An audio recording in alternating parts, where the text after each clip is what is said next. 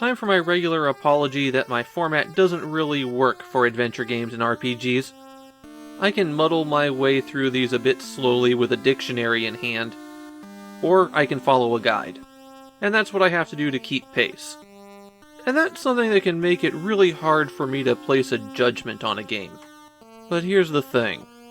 Oishinbo isn't just any adventure game. It's the adventure game that people point to as the worst adventure game on the Famicom. Oishinbo was a very long-running comic about a guy who works for a food magazine and whose father is the most well-regarded gourmet in Japan. Most of the stories revolve around the particular way that an ingredient must be prepared. I hate the book. It has a tendency to revolve around the worst aspects of fine dining culture. And I have a strong dislike for a lot of its philosophy regarding food. But I'm not here for the comic or the cartoon that started airing a few months before the game came out.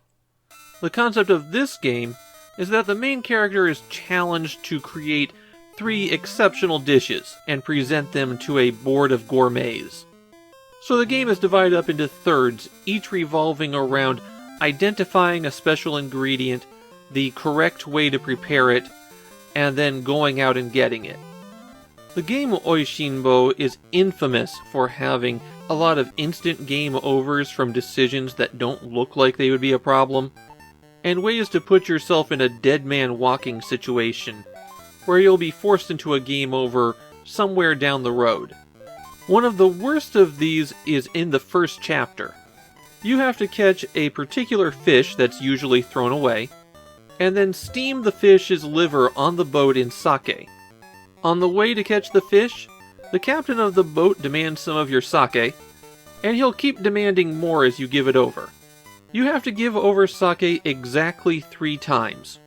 Then you'll be able to catch the fish. Give it over 4 times, and you run out and you don't have enough to catch the fish. Give it over less than 3 times, and you don't catch the fish that day, so you have to go back out tomorrow and give him sake again, except now you don't have enough sake to do it 3 times. You can hit the select button to bring up a password anytime that you can enter a command, and I strongly recommend doing that before you perform any choice that's more complicated than talk, look, or go. Naturally, the interface is just a selection of verbs, but during food preparation those verbs will appear in the dialog box, and you'll have to follow each step carefully. One more thing about this, if your knowledge of Japanese is about my level, where you know just enough to get yourself into trouble, a lot of the verbs here are not going to be clear. This long delay is because I have to look everything up in a dictionary, since my Japanese courses did not cover to flay. That verb is hagu, by the way. The music in the game has a lot of really weird choices, too.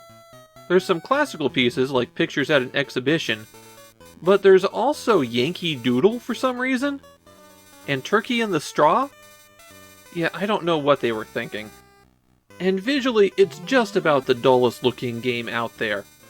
There's a lot of minimalist drawings of offices and storefronts. Adventure games generally haven't been the best looking Famicom games, but this one is really down there. The only positive thing about Oishinbo is that it's short.